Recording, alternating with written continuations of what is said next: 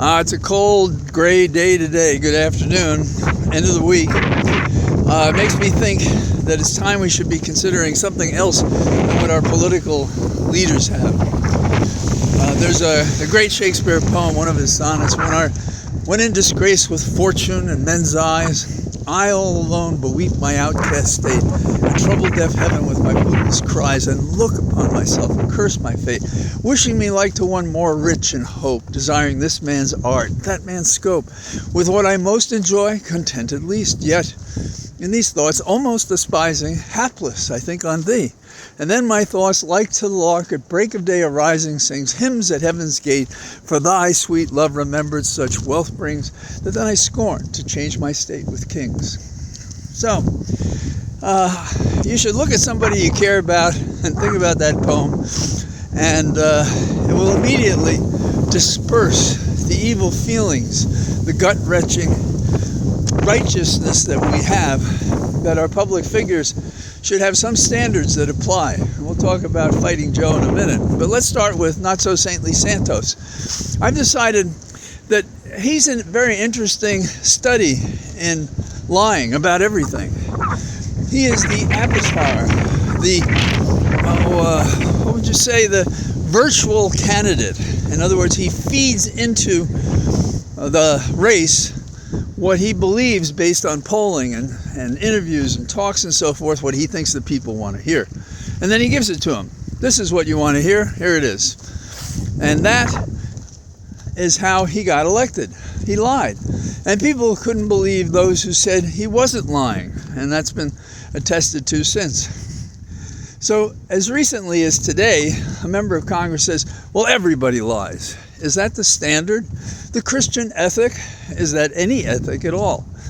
And in terms of making decisions, I've referenced it before, GIGO, garbage in, garbage out. If you start with garbage, what are you going to possibly end up with but bad decisions? Santos goes to Congress. And then the Republicans who believe what they say about lying, unless you're under oath, or can get away with it when you're under oath, they're not doing anything to sanction him. How does somebody claim nobility, claim all the glowing bromides that they publish when their actions contradict it at every turn? Now, while talking about people that make us ill, let's talk about Joe Biden.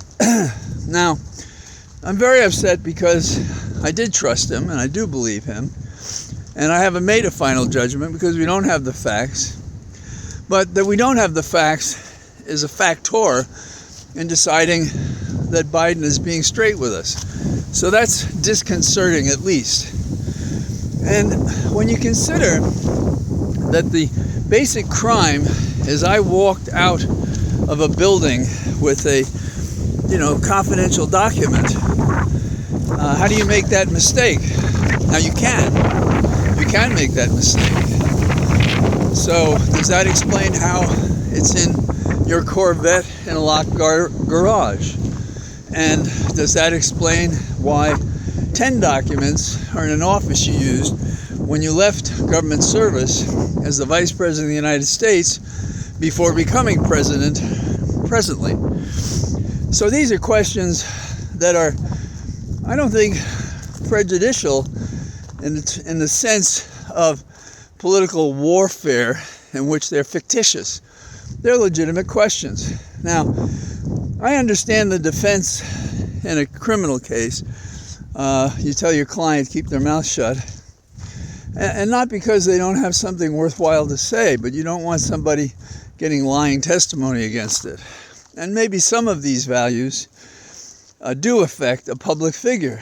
But a public figure who is the president and who is seemingly doing something akin, at this point in a minor way, no obstruction, compared to Trump, who has long episodes of avoiding producing what he knew he had. Okay, there's a difference between them.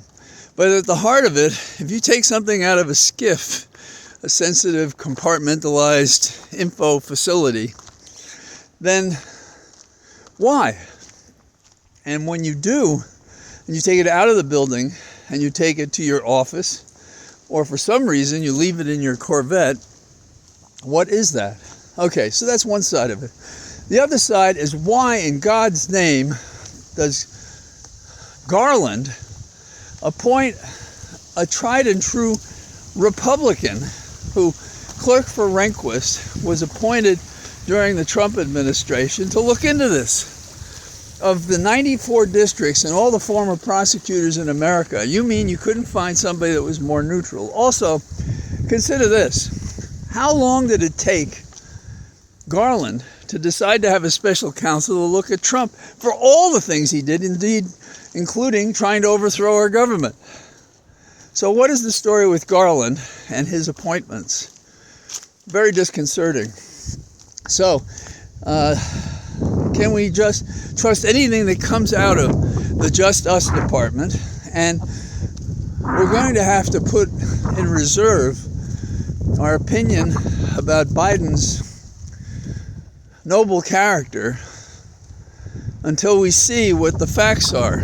But he's withholding the facts. Oh, I don't want to give them forward. I don't want to go well, give us the whole story as you know it. Somebody knows the story. His lawyers know the story.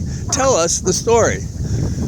You are not like anybody else in the sense of a citizen's caught with a document he or she shouldn't have. Because you know what happens to that person? That person goes to jail immediately. That person is charged immediately. Neither Trump nor perhaps Biden, if he should be charged, have been charged. They live in a different world than we do. And this is supposedly America. We're not royalty. And we don't have status-creating class structures. So we say. But increasingly in America, the things we say we are as virtual as the statements that Santos has made about his credentials.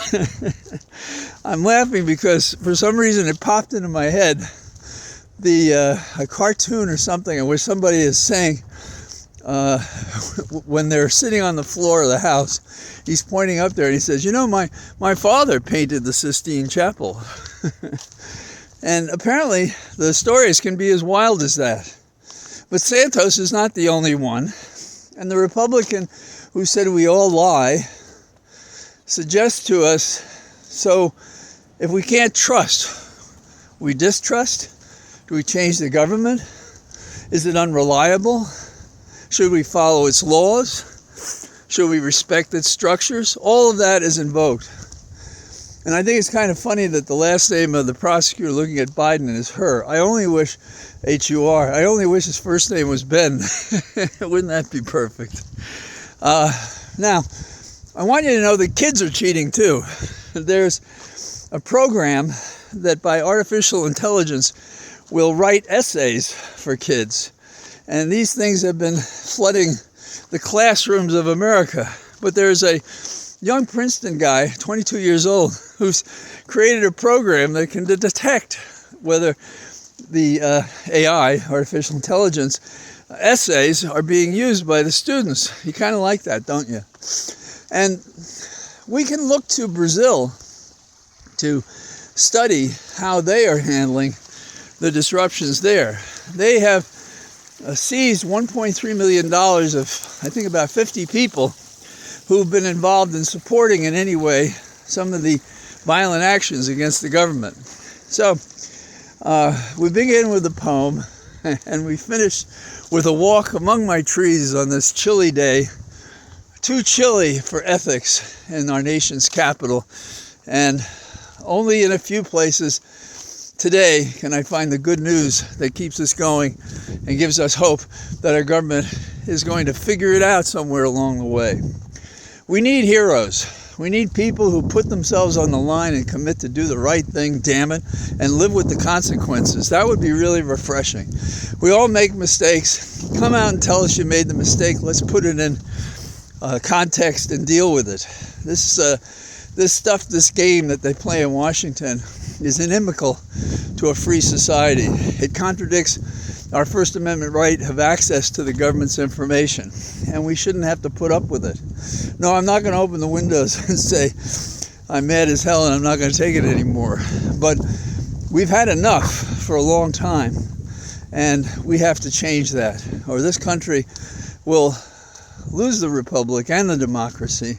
And I'm not so sure we'll have anything as organized as an autocracy. So all the best from my Cathedral of Trees, wishing you all well, and I'll hope to be out tomorrow, rain or shine. Bye-bye.